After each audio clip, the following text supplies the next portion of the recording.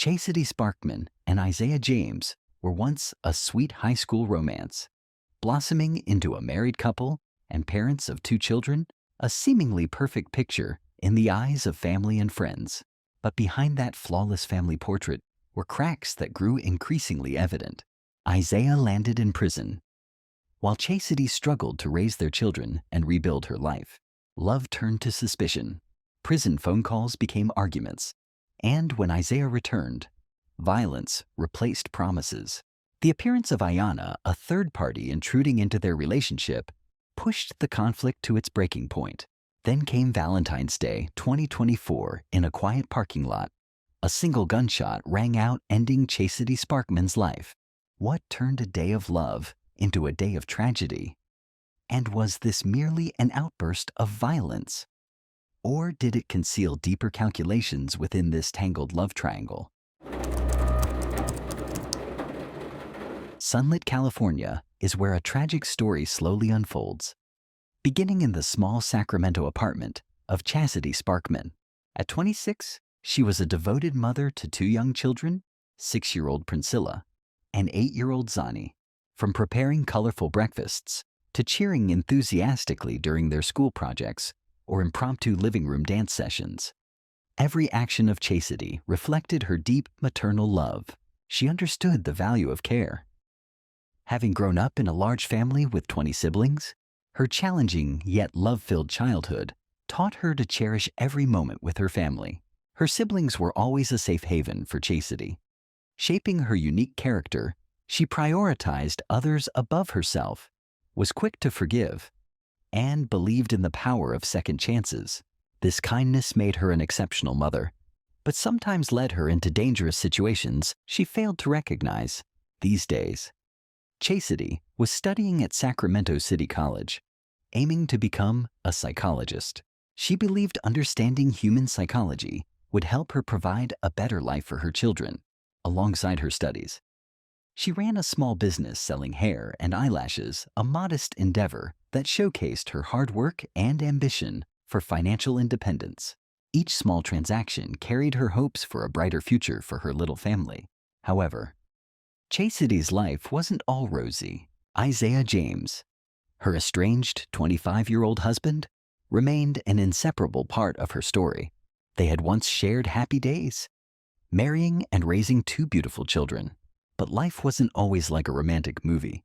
Their relationship wasn't strong enough to withstand the harsh challenges life threw at them.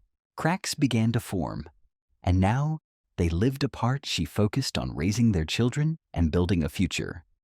While he grappled with his own troubles, Chasity Sparkman and Isaiah James were once the ideal high school couple in Sacramento, passionately in love from their teenage years and marrying early despite skepticism from others.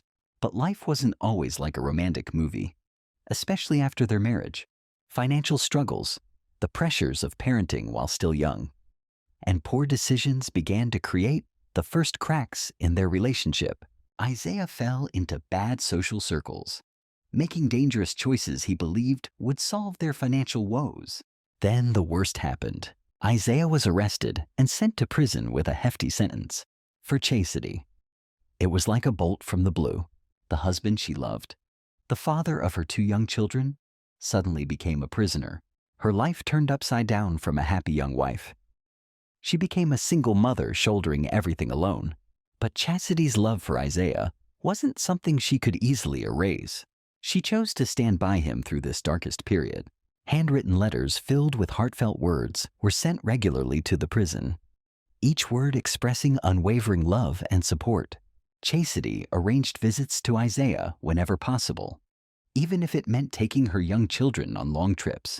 Witnessing their father in prison garb, prison phone calls became the only thread connecting them to the outside world. Chasity was always ready to answer, whether busy with studies or caring for the kids. She even publicly supported Isaiah on social media, sharing posts about standing by her husband in tough times and love overcoming all challenges. These posts received mixed reactions. Some admired her loyalty, while others felt she was wasting her youth. However, the physical and emotional distance became an insurmountable barrier. The prison calls? once a source of comfort, turned into sources of tension. Chasity accused Isaiah of lying about his activities in prison and the new friends he made. She felt he was becoming a stranger, acting oddly and suspicious of everything, from Isaiah's perspective. He sensed Chasity drifting away. Her letters became less frequent, their calls shorter, and most importantly, her tone was no longer warm. He began to believe she no longer cared, that she was building a new life without him. Suspicion and jealousy began to erode what little affection remained between them.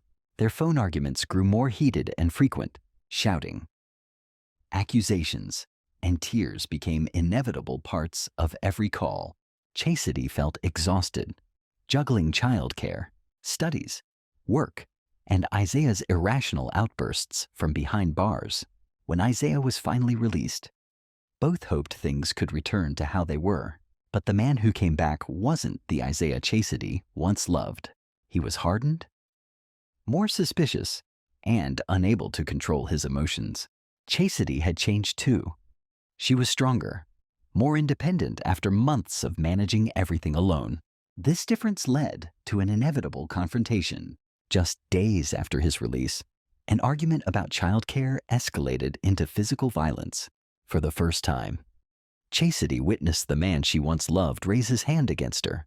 The shock left not only physical bruises, but an irreparable rift in her heart. That was the point of no return. Chasity realized Isaiah was no longer someone she could trust with her and her children's future. She decided to move forward, focusing on her studies at Sacramento City College, growing her hair and eyelash business, and most importantly, creating a safe, stable environment for Priscilla and Zani. But Isaiah wasn't ready to let go. He couldn't accept losing his family, the only thing he believed he had left after prison. This obsession made him clingy and dangerous. He constantly tried to contact Chasity, sometimes pleading, sometimes threatening, creating an atmosphere of tension and fear. The situation grew even more complicated with Ayana Burgos's entry into Isaiah's life. Ayana wasn't a stranger to Chasity. They knew each other, and old conflicts lingered between them. Some believed Ayana was jealous of the family life Chasity once had with Isaiah, while others suspected this could be a plan for revenge over past disputes. The triangle between Chasity, Isaiah, and Ayana created a complex web of tension and conflict. Isaiah was torn between wanting to win back his ex-wife and his new relationship with Ayana. Chasity felt threatened from both sides, Isaiah's persistence and Ayana's latent hostility. Ayana seemed to play the role of fanning the flames of hatred and jealousy. The final months of 2023 and early 2024 were the most stressful in Chasity's life. She faced constant harassment from Isaiah, hostility from Ayana, and the pressure of protecting her children from these conflicts. Despite experiencing violence and recognizing the danger, Chastity's innate kindness and belief in second chances kept her from completely cutting off contact with Isaiah. When Isaiah proposed meeting on Valentine's Day 2024, Chasity faced a difficult decision. Part of her hoped they could find a way to reconcile, at least for the sake of their children. Another part felt she had no choice. Isaiah's relentless harassment made her believe only this meeting could resolve things once and for all. Agreeing to meet Isaiah, that Valentine's evening would become the final decision of Chasity Sparkman's life, setting off a chain of tragic events no one could have foreseen. The night of February 14th, 2024, Valentine's Day, a day meant to celebrate love, became the darkest in Chasity Sparkman's short life. Around 11:15 p.m. The parking lot of Lake Crest Village Shopping Center in Sacramento was shrouded in darkness, illuminated only by a few flickering streetlights, casting faint glows on the cold asphalt. Chasity drove her car to the meeting spot, her emotions a mix of anxiety and faint hope. Despite knowing the potential danger from past events, her innate kindness and belief in human change drove her to come. Perhaps she hoped the romantic atmosphere of Valentine's Day would remind Isaiah of their better days, helping him see they needed to find a way to coexist peacefully for their children's sake. But the moment she saw Isaiah, Chasity sensed something was wrong. He didn't come alone as promised. Standing beside him was Ayana Burgos, a woman whose presence was entirely out of place for any reconciliation attempt. Ayana's attendance at a meeting meant to resolve issues between Isaiah and his ex-wife. The mother of his children was strange and suspicious. Chasity felt betrayed. She had agreed to come with the belief this would be a private conversation between two people who once loved each other, parents to two children. Instead, she faced a tense situation with the presence of someone she considered an enemy. Ayana's eyes were filled with hostility, while Isaiah seemed restless and unable to control his emotions. "Why is she here?" Chasity asked, her voice trembling with betrayal. She was prepared for a difficult conversation with Isaiah, but hadn't anticipated facing Ayana in this context. Isaiah didn't answer immediately, his gaze shifting between the two women. Perhaps he regretted bringing Ayana, or perhaps this was his plan all along. The air grew thick with a terrifying silence, broken only by the sound of wind rustling through dry leaves in the deserted parking lot. The confrontation began with back-and-forth words. Chasity demanded Isaiah explain why he brought Ayana, while Ayana acted provocatively, even hurling insults about Chastity's motherhood. Accusations and retorts flew like poisoned arrows, each word aimed at the other's weakest point. Instead of mediating, Isaiah made things worse. He sided with Ayana, defending her and even blaming Chasity for not appreciating his sacrifices. These words cut like daggers into the heart of a woman who had loved him wholeheartedly, sacrificing her youth to wait for him through his prison years. The situation quickly escalated from a heated argument to a fierce confrontation.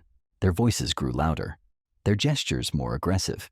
Chasity felt cornered and desperate, realizing this meeting wasn't just fruitless, but potentially dangerous. She tried to retreat, turning to head back to her car, but Isaiah wouldn't let her leave easily. He chased after her, grabbing her arm with enough force to leave bruises.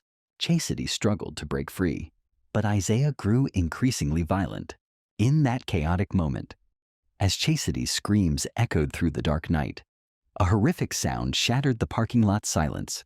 A single gunshot, a brief but devastating sound, changed everything forever. The echo of the shot seemed to hang in the cold Valentine's night air.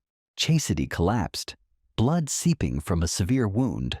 Her final moments unfolded on the cold parking lot ground, far from her sleeping children, who would wake to a tomorrow without their mother. Police and paramedics, alerted by an emergency call, rushed to the scene. They found Chasity in critical condition, the gunshot wound too severe. Despite the medical team's best efforts, using every possible measure, her injuries were too grave, and she had lost too much blood.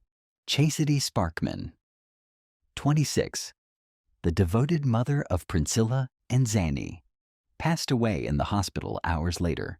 Her death turned Valentine's Day, a day of love and joy, into the most sorrowful day for those who loved her. Her two young children were now orphans, and a family was forever shattered. The Lake Crest Village parking lot, once a backdrop for countless small love stories of young couples, now stood as the scene of a brutal crime, where love had turned to hatred, leading to the death of an innocent woman. The wail of police and ambulance sirens in the night signaled the start of a complex and intense investigation. Upon receiving the emergency call from the Lake Crest Village parking lot, the Sacramento Police Department mobilized its full force to launch one of the largest manhunts in their history. Lead Detective Maria Rodriguez, a 15-year veteran of homicide investigations, was the first on the scene. She quickly realized this wasn't a simple robbery or random conflict. The scene bore signs of a deeply personal crime, from the placement of evidence to the manner of the act. Detective Rodriguez noted the crime appeared planned as she observed the carefully secured scene, bloodstains on the ground, the position of the victim's car, and most crucially, the timing of the incident. All suggested this wasn't a chance encounter. The forensic team, led by Dr. James Chen, began their meticulous work. Every piece of evidence, from bullet casings to ground markings, was carefully documented and analyzed. Witnesses in the area were interviewed, Though few were present at the shopping center due to the late hour, the initial investigation quickly zeroed in on Isaiah James after uncovering the complex relationship between him and the victim. Isaiah's record showed he was recently released from prison, had a history of violence, and, most importantly, a strained relationship with Chasity. Recent phone records, obtained from the telecommunications company, revealed heated arguments and threats. But when police arrived at Isaiah's last known address, they were met with silence. The small apartment he rented after prison was empty, with signs of a hasty departure, scattered clothes, food left in the fridge, and no trace of Isaiah or Ayana Burgos. Detective Rodriguez concluded they were dealing with suspects who had prepared in advance. The suspects knew the police would come and had planned their escape. The mysterious disappearance of both Isaiah and Ayana complicated the investigation significantly. This was no longer just about apprehending a suspect in the city. It had become a nationwide manhunt.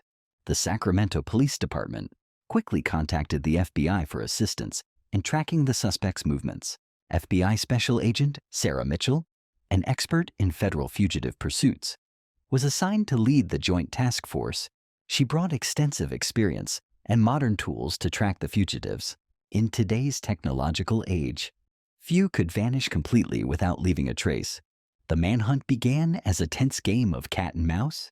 Investigators used every available method, tracking credit card transactions, checking security cameras at gas stations and hotels, and contacting the suspect's family and friends. Every small clue was pursued in hopes of a breakthrough. The early days of the investigation brought frustration. Isaiah and Ayana seemed to have vanished completely. No credit card transactions, no calls from known numbers, and no reports from acquaintances of sightings. It appeared they had meticulously planned their escape. However, modern technology eventually paid off. A traffic camera in suburban Sacramento captured footage of a car Isaiah rented days before the crime. From this lead, investigators traced their route across multiple states. The manhunt led the team through Nevada, Utah, and finally to Colorado. At each stop, Isaiah and Ayana carefully concealed their identities, avoiding security cameras, using cash only, and never staying in one place too long. Special Agent Mitchell noted they weren't amateur criminals. Someone had guided them on how to evade capture, or they had learned these skills somewhere. The breakthrough came from an unexpected source. A Denver hotel employee recognized Ayana from a photo circulated in the media. She had used fake identification to check in, but her distinctive facial features couldn't be hidden. From Denver, the trail led to Chicago, then Detroit, and finally, New York City. Each city they passed through left small clues: a transaction at a convenience store here, a security camera sighting there. The investigation team pieced together a massive puzzle.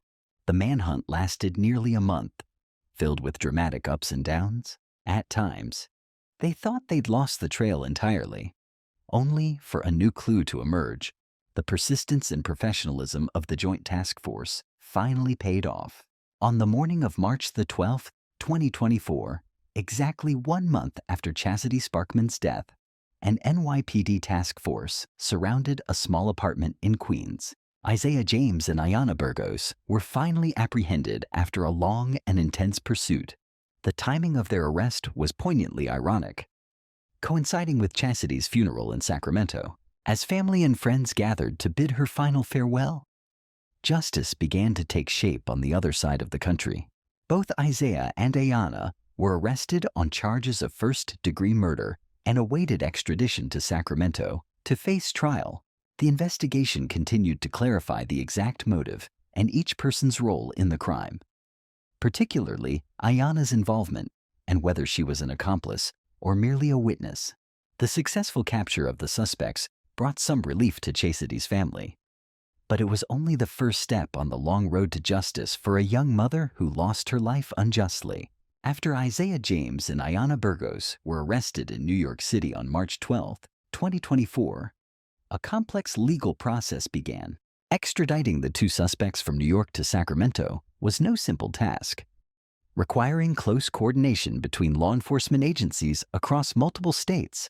In the weeks following their arrest, both Isaiah and Ayanna were assigned attorneys to protect their rights. Isaiah hired an experienced homicide defense lawyer, while Ayanna was represented by a court-appointed public defender. The difference in legal representation led to entirely different defense strategies for the two suspects. The extradition process took nearly 2 months, with lawyers on both sides attempting to delay or challenge the legality of moving their clients. However, with clear evidence of their involvement, these efforts ultimately failed. By late May 2024, both suspects were brought back to Sacramento to await trial. Determining each suspect's role and level of involvement became the focus of the ongoing investigation. The Sacramento Police Department and FBI continued working to establish who fired the gun, who was the mastermind, and whether Ayanna Burgos was an active accomplice or merely a witness at the scene. Forensic evidence was analyzed in greater detail, including fingerprints on the gun, ballistics, and the precise positioning of each individual at the time of the crime. Alongside preparing physical evidence, prosecutors focused on establishing the motive for the crime. The complex relationship between Chasity, Isaiah, and Ayanna was examined from every angle. The history of domestic violence between Chasity and Isaiah, past conflicts between Chasity and Ayanna's presence at the scene became critical pieces in the case's puzzle. Investigators also delved deeper into Isaiah and Ayanna's relationship, seeking to determine whether the Valentine's Day meeting was a premeditated plan. Rumors of jealousy and revenge as motives were carefully considered, with Chastity's family providing information about past conflicts between the victim and Ayanna. However, building a complete case was still ongoing. Defense attorneys requested additional time to prepare, while prosecutors pushed to expedite the process to deliver justice to the victim's family as soon as possible. The Sacramento community and Chastity's family eagerly awaited the start of the official trial, hoping the proceedings would reveal the full truth about that fateful Valentine's night.